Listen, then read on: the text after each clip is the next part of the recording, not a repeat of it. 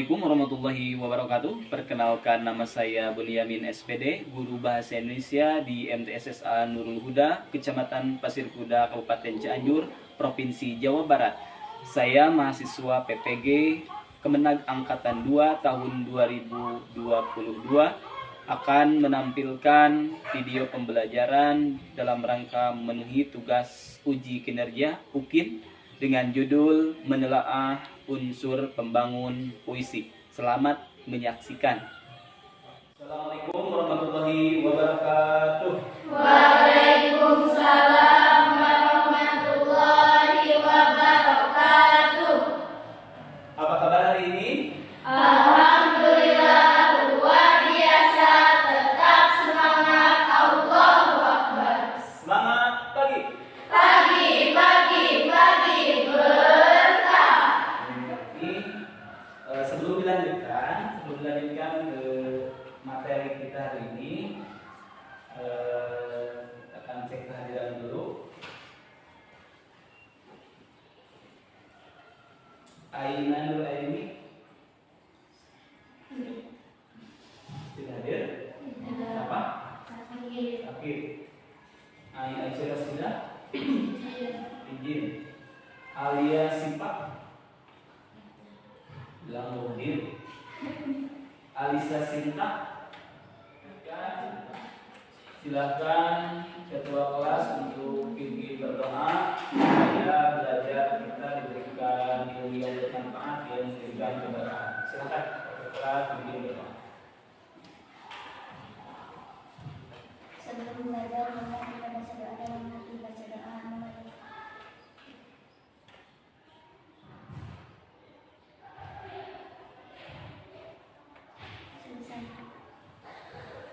Minggu yang lalu kita sudah belajar unsur pembangun fisik, ya kan? Masih ingat unsur pembangun fisik? Oke, apa? unsur intrinsik, Intrinsik dan unsur ekstrinsik. Masih ingat ya? Kemudian unsur intrinsik itu apa saja? unsur Unsur batin dan unsur fisik. Kemudian unsur batin apa saja? tema, rasa, nada, amanah. Unsur batin, unsur fisik. Visi, rima, tipografi, imaji, kata konkret, gaya bahasa. Oke. Nah, selanjutnya unsur ekstrinsik akan dibahas sekarang sekalian untuk menguatkan apa yang sudah dipelajari kemarin. Jadi unsur intrinsik itu apa saja, ya. Kemudian unsur ekstrinsik apa saja. Nah, hari ini kita akan pelajari itu. Setelah kita mempelajari teorinya, setelah ini kita akan menelaah unsur-unsur pembangun puisi pada sebuah puisi. Baik. Jadi kita akan bahaskan, jangan lihat ke depan. Nah, jadi unsur pembangun puisi sekali lagi ditegaskan ada unsur intrinsik. Intrinsik itu berarti kan di dalam, ya. In itu dalam, ekstrinsik artinya bagian luar. Apa yang dalam coba? Unsur intrinsik adalah unsur yang terdapat di dalam karya sastra atau puisi. Jadi di dalam karya sastra itu sendiri. Unsurnya ada unsur batin, ada unsur fisik. Nah, kemudian unsur intrinsik itu yang unsur batin, yaitu terdiri dari tema, rasa, nada, amanah. Nah, nanti dijelaskan ya tema itu apa, rasa itu apa, nada itu apa, amanah itu apa.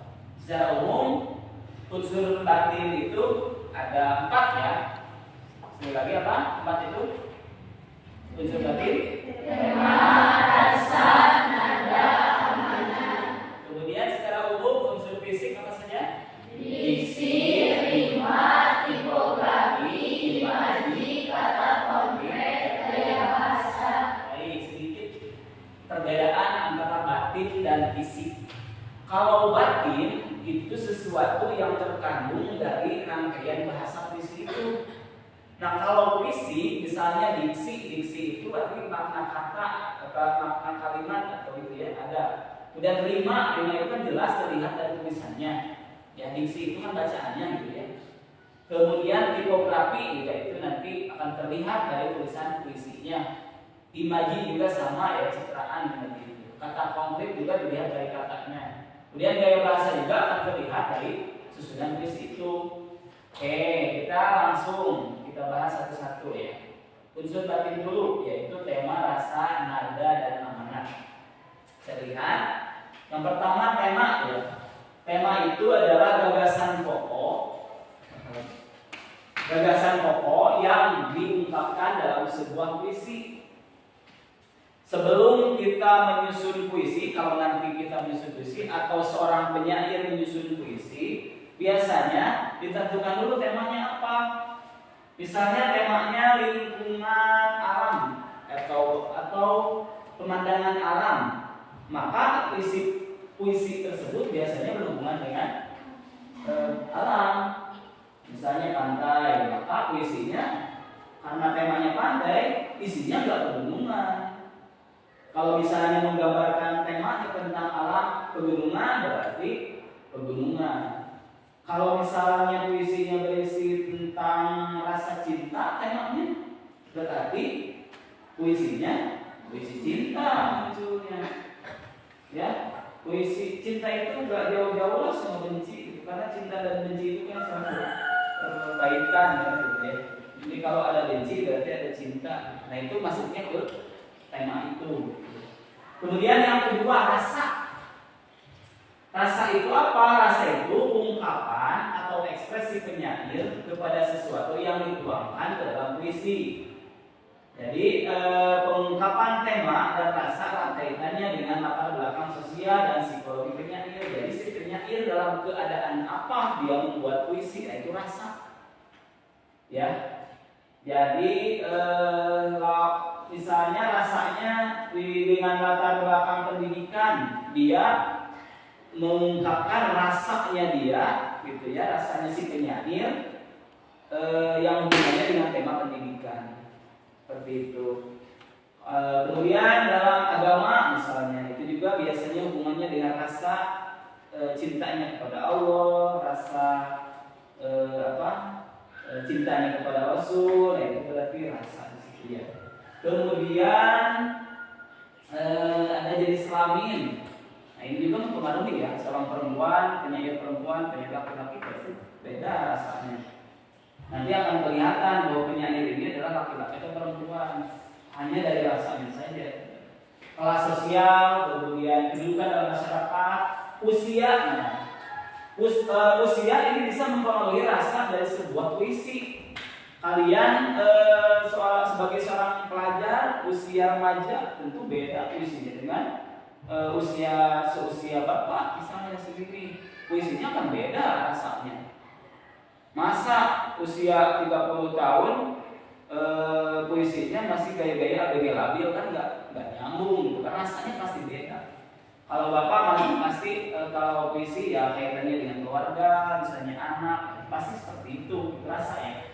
Baik, selanjutnya ada nada. Pasti nada itu kalau kita nyanyi itu kan nada, tapi nada dalam puisi itu apa sebenarnya? Nada itu sikap penyair terhadap pembaca. Jadi nada memiliki kaitan erat dengan suasana. Penyair dapat menyampaikan puisi dengan berbagai nada. Misalnya puisi dengan nada sedih dapat membuat perasaan pembaca menjadi iba. Jadi nada itu sesuatu yang ditimbulkan dari puisi. Paham gak? Kalau isi puisinya lucu, misalnya, kalau ada puisi lucu, berarti nada ketikanya jadi apa? Sedih atau gembira? Gembira atau senang gitu kan? Kalau rasa puisinya sedih, maka nadanya sesuatu yang muncul kita apa? Mungkin kesedih, kasihan, gitu ya. Ibarat seperti itu nada. Jadi sesuatu bentuk sikap penyair terhadap pembaca. Jadi kan mungkin saja si penyair dan pembaca kan beda ya. Si penyair misalnya yang membuat puisinya siapa, dia kita baca. Nah sesuatu yang muncul ke kita, misalnya rasa iba, kasihan, misalnya terharu, nah itu adalah nada yang ditimbulkan. Paham ya? Oke, sekarang amanat. Kalau sepertinya kalau amanat ini mudah ya mencerna. Jadi amanat itu apa? Pesan, nasihat gitu ya. Kira-kira pesan untuk yang baca ini dari puisi apa gitu kan? Seperti itu ya. Atau apa namanya? Menyiratkan sesuatu apa terhadap kita. Sehingga mendorong hal apa gitu, terhadap kita setelah membaca puisi tersebut. Kira-kira amanat itu seperti itu. Ya. Jadi melalui puisi yang dibaca, pembaca dapat memperoleh amanat secara tersurat ataupun tersirat. Tersurat artinya di dalam puisi itu memang ditulis. Tersirat artinya makna hiasannya. Karena terkadang puisi itu berisi gaya bahasa. Gaya bahasa itu ya orang misalnya apa seperti itu. Dan itu maknanya tersembunyi. Nah itu tersirat namanya. Baik. Selanjutnya yang kedua dari unsur intrinsik yaitu unsur fisik. Ada diksi, rima, tipografi, imaji, kata konkret dan gaya bahasa. Diksi adalah pilihan kata pada puisi. Jadi jelas itu fisiknya puisi. Jadi diksi itu ada apa? Unsur fisik puisi itu kan puisi itu kan ada tulisannya, ada kata-katanya. Nah dari tulisan kata-kata itu sudah terlihat dari puisinya, maka itu fisiknya. Kalau batinnya kan tidak terlihat, memang tidak terlihat, hanya setelah kita mengkaji lebih dalam baru ketahuan kan temanya, rasanya, nadanya. Maka itu disebut unsur batin. Kalau unsur fisik ketika kalian melihat sebuah puisi, misalnya akan menampilkan sebuah puisi dengan puisi. Misalnya ini nih, ada puisi nih, hanya rindu dari NMS, kelihatan nggak? Kalau misalnya ya, nah misalnya ini, kelihatan? Kelihatan nggak? Kelihatan lah ya, lumayan. Nah misalnya, apa di sini ada sebuah puisi ya. Ini ada judulnya hanya itu, ini sebenarnya adalah lirik lagu dari NMS. Misalnya ya, saat aku sendiri melihat foto dan video. Kita jangan nyanyi dulu nanti nantinya. Kebetulan kita tidak tahu artinya. Bersamamu yang telah lama kusimpan, hancur hati ini melihat semua gambar ini yang tak bisa berulang kembali. Baik. Nah, tulisan ini ada fisiknya. Ini ada diksi, ada pilihan kata. Katanya misalnya saat aku sendiri melihat foto dan video, nah itu adalah diksi pilihan katanya. Setelah itu apa? Setelah diksi tadi unsur puisi itu ada rima. Apa itu rima? Adalah kesamaan nada atau bunyi. Kesamaan nada atau bunyi. Jadi di misalnya saat aku sendiri melihat foto dan video, misalnya foto video itu rima. Jadi di ujung kata itu ada yang nyambung gitu. Kemudian bersamamu yang telah lama kusimpan di AA misalnya seperti itu. Hancur hati ini melihat semua gambar diri. Hati ini, nah ujungnya I, kemudian melihat gambar diri. Nah, terus yang di bawah yang tak bisa pulang kembali. Nah, ujungnya ada I. Nah, itu disebutnya rima. Ya. Misalnya lagi yang di bawah, ku ingin saat ini kau ada di sini, tertawa bersamaku seperti dulu lagi. Kalau dilakukan enaknya. Jadi kalau dibaca itu emang seperti itu. Nah, I ini ya, itu adalah rima. Jadi ada kesamaan nada atau bunyi dari dalam setiap, biasanya dijumpai pada akhir setiap baris atau baris puisi. Kemudian yang ketiga tipografi, wujud estetik pada bentuk penulisan puisi. Ya, secara umum sering ditemukan puisi dalam bentuk baris, tetapi ada juga puisi yang disebut dalam bentuk fragmen. Bahkan ada juga puisi yang ditulis dengan bentuk yang menyerupai apel, bentuk pijat atau model lainnya.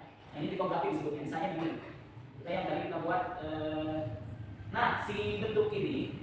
Ya, nah aku ini macam-macamnya bisa dibentuk ini. Nah itu namanya tipografi. Ada bentuk yang lain misalnya apa ya? Mata kiri kanan kayak gini. Tapi nggak jelas ya kalau ini. Nah sebenarnya ada yang lebih unik, misalnya ada yang bentuk topeng ya. Hati topeng. Kita orang-orang bilang gitu ya. Topeng, kan bacanya lah soal topeng. Nah yang bentuknya seperti ini. Nah bentuk-bentuk tulisannya itu sebutnya apa? Tipografi. Ya. Ada yang biasanya bunyinya seperti ini nih cara tulisnya. Jadi lebih bervariasi lah. Itu disebutnya center kalau di dalam word itu. Jadi bentuknya menarik kayak gini. Nah itu namanya adalah tipografi. Jadi wujud estetik pada bentuk tulisan. Paham ya? Ada yang hijau di sini, dari sini gitu ya. Misalnya bait pertama sebelah sini, bait yang kedua sebelah sini hijau bentuknya. Nah itu sebutnya tipografi.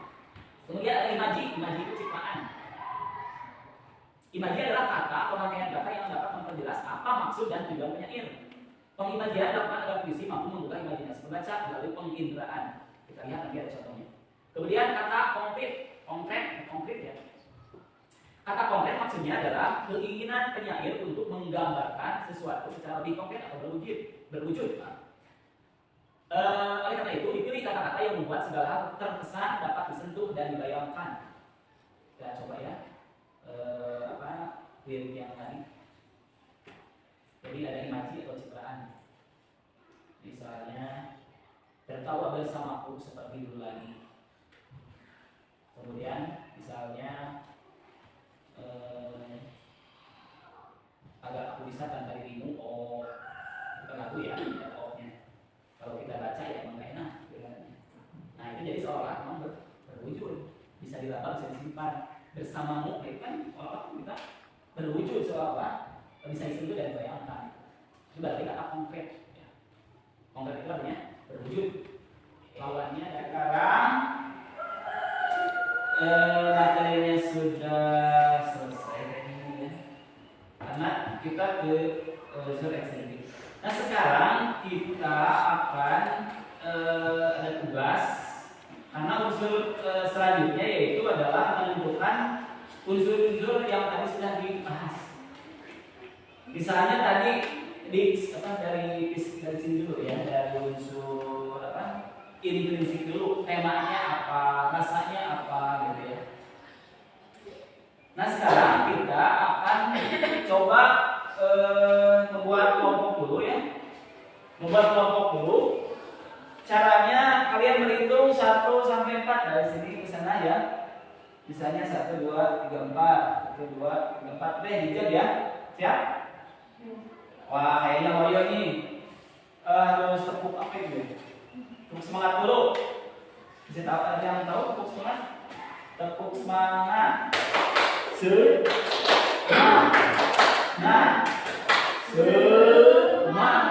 Ya. Oke. Tepuk semangat. Semangat.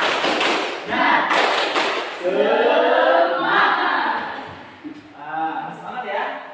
Kita akan membentukkan kelompok. Silakan hitung dari sebelah sana dulu boleh. Dari 1 sampai 4 karena kita akan membentuk 4 kelompok. Siap? 2 3 4 1 3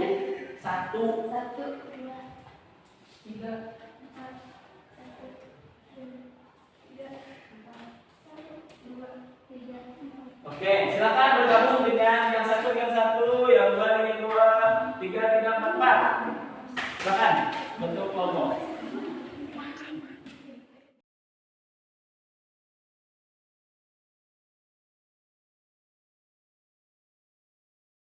Ya, sudah terbentuk. Apa akan bagikan kelompok 1 nya di sini?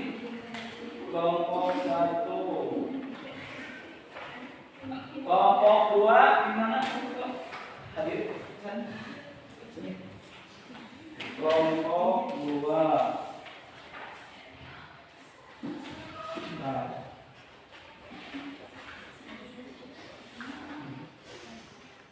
Kelompok 1.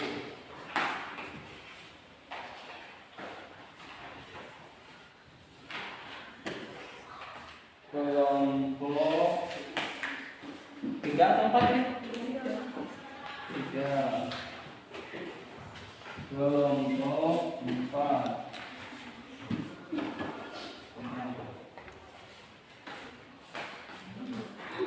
Baik.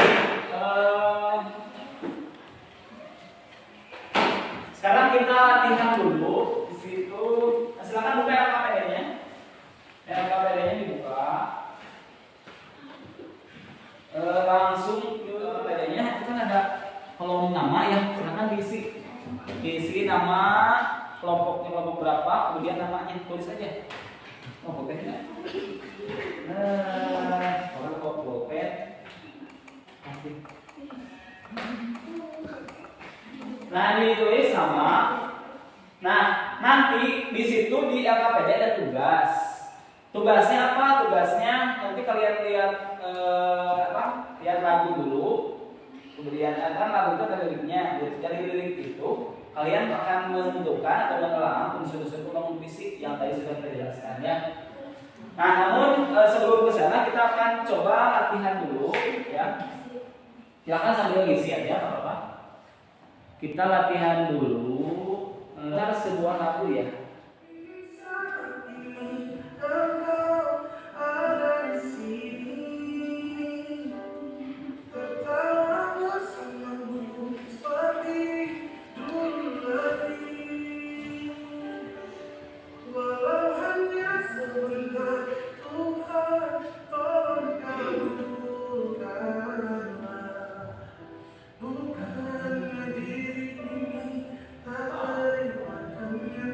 Dengar lagu itu kalian nadanya kayak gimana gitu? Apakah ingin ketawa apa? Kira-kira ini nadanya kayak gimana? Sedih ya. Contohnya sudah, silakan ke LK LKPD di LKPD ya.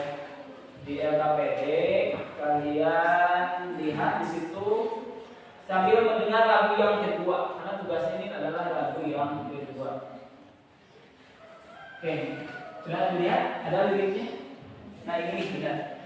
Yang terbaik bagimu ini adalah lagu dari ada band. Kita coba sambil mendengarkan lagunya. Sambil kalian fokus, boleh sambil fokus ke tulisannya. Sambil kalian mengerjakan LKPD-nya.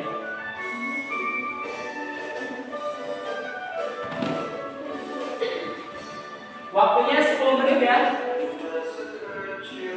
Sambil dilirik ke lagu, kalian lihat liriknya, kalian kerjakan tugasnya. Tugasnya yaitu menelaah unsur pembangunnya di sini tadi ya. Dari tersatu tadi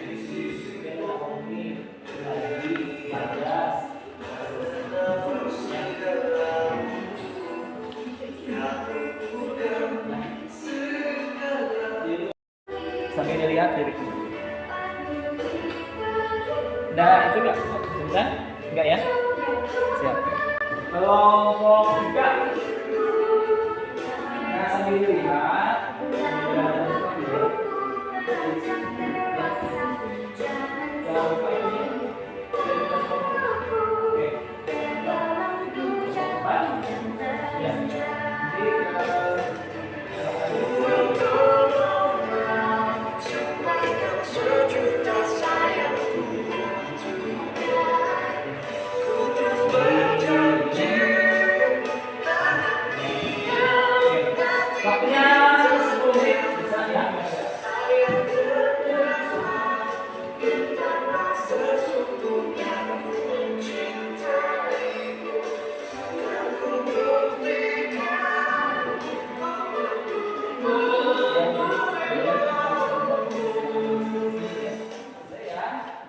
Sudah 10 menit berlalu, tidak terasa, berarti kalian sudah selesai?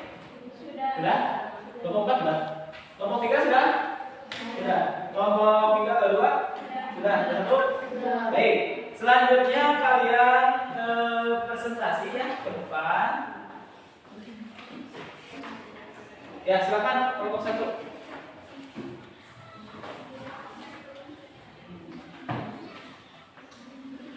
Ya, silakan kelompok 1. Silakan. Mau sendiri ya? Semua aja, semua 4 orangnya. Silakan. Tinggal mana? Baik, menghadapnya boleh kemana saja. Kita santai. Nah, di situ juga Pak. Baik, silakan.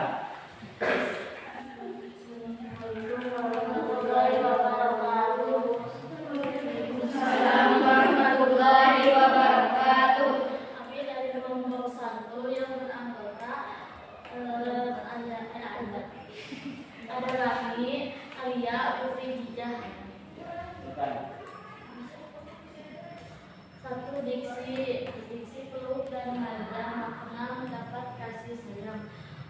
Diksi melambung makna bahagia. Diksi hangat nafas makna sosok yang berwibawa. Diksi segar harum ilmu makna sosok yang memberikan ketenangan kepada anaknya. Diksi mimpi makna harapan seorang ayah. Diksi yang terbaik makna menjadi anak yang baik atau soleha. Aduh.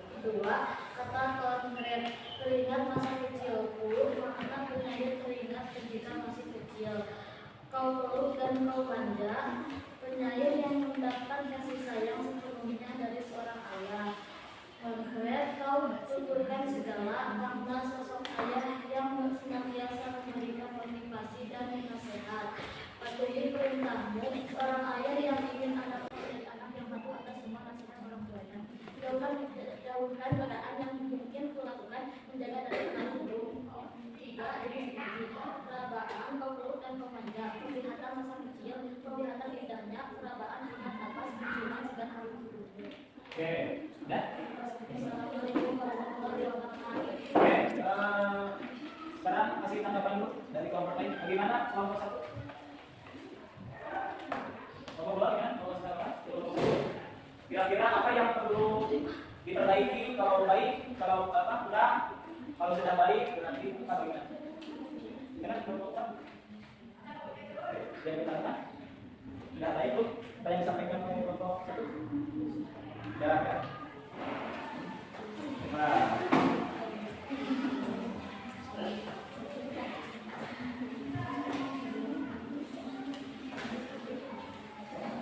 Assalamualaikum warahmatullahi wabarakatuh. Waalaikumsalam warahmatullahi wabarakatuh. Perkenalkan, kami dari kelompok 2 ingin mempresentasikan tentang apa yang sudah kami kerjakan. Jenis majas pertama, tarik yang mendukung, buatku melambung, makna membuat penyair bahagia. Jenis majas metafora, tarik yang mendukung, hangat napas, segar harum tubuhmu, makna sosok ayah yang itu yang dapat kami sampaikan. Kurang dan lebihnya mohon dimaafkan. Assalamualaikum warahmatullahi wabarakatuh.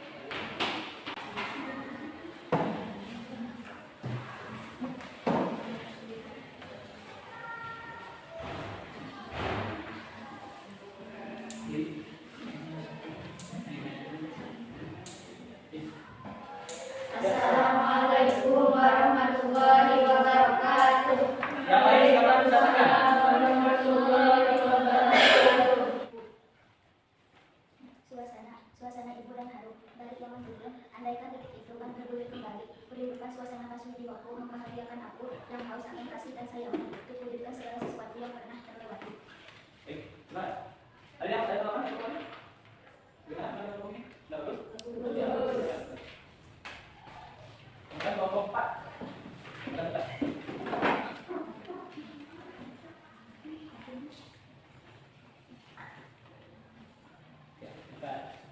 Assalamualaikum warahmatullahi wabarakatuh. Waalaikumsalam warahmatullahi wabarakatuh.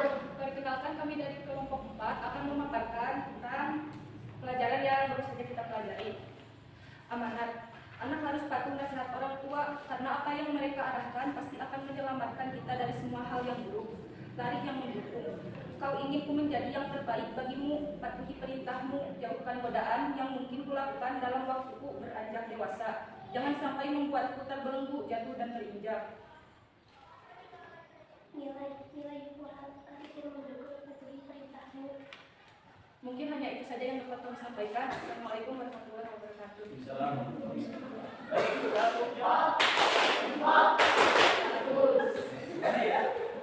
Itu pertama, kita sudah menelaah unsur-unsur puisi pada lagu yang terbaik bagimu yang dinyanyikan oleh Hadaden ya. Kita sudah dengar lagunya dan juga sudah kita telaah unsur pembangunnya. Baik, silakan sambil disamakan dari tadi beberapa kelompok yang sudah membuat. Yang pertama dari diksi. Diksi itu berarti unsur pembangun puisi pada apa? Pada unsur intrinsik ya, yaitu berupa unsur apa? Unsur fisik berarti. Diksi. Peluk dan manja maknanya mendapat kasih sayang. Kemudian melambung, artinya melambung itu bahagia dan seorang melambung. Hangat napas, sosok yang berwibawa. Kemudian yang terakhir nilai. Nilainya apa? Nilai moral. Mengajarkan kepada seorang anak untuk selalu patuh kepada orang tuanya. Itulah refleksi dari apa yang sudah kalian sampaikan ya. Mungkin itu saja dulu. Ada yang mau bertanya tentang puisi? Ada? Tidak ada? Sudah paham ya? Kalau tidak ada yang bertanya, sepertinya kita sudah selesai ya. pelajaran selanjutnya ya kita akan masih di puisi ya, yaitu kita akan membuat puisi, merangkai sebuah menyusun puisi. Kalau kita kan sekarang menelaah. Nah di pertemuan selanjutnya minggu depan insya Allah kita akan belajar membuat puisi, bagaimana merangkai puisi. Nah materinya itu sudah dibagikan di Google Site yang biasa Bapak kasih ya, sudah dibagikan di grup WhatsApp. Di sini sudah ada. Nah ini ya sudah dibagikan, ya sudah dibagikan di grup WhatsApp-nya. Nah ini tinggal dibuka saja seperti ini, ya. Kalau tadi sampai sini kan, nah tinggal dibuka, ya tinggal dibuka. Di situ ada penjelasannya. Baik, itu saja sepertinya. Mohon maaf atas segala kekurangannya. Terima kasih atas kerjasamanya. Sebelum diakhiri, mari kita baca hamdalah bersama-sama.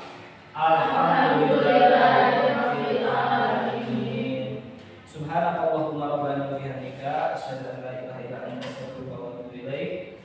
Billahi taufiq wal hidayah. Assalamualaikum warahmatullahi wabarakatuh. Waalaikumsalam.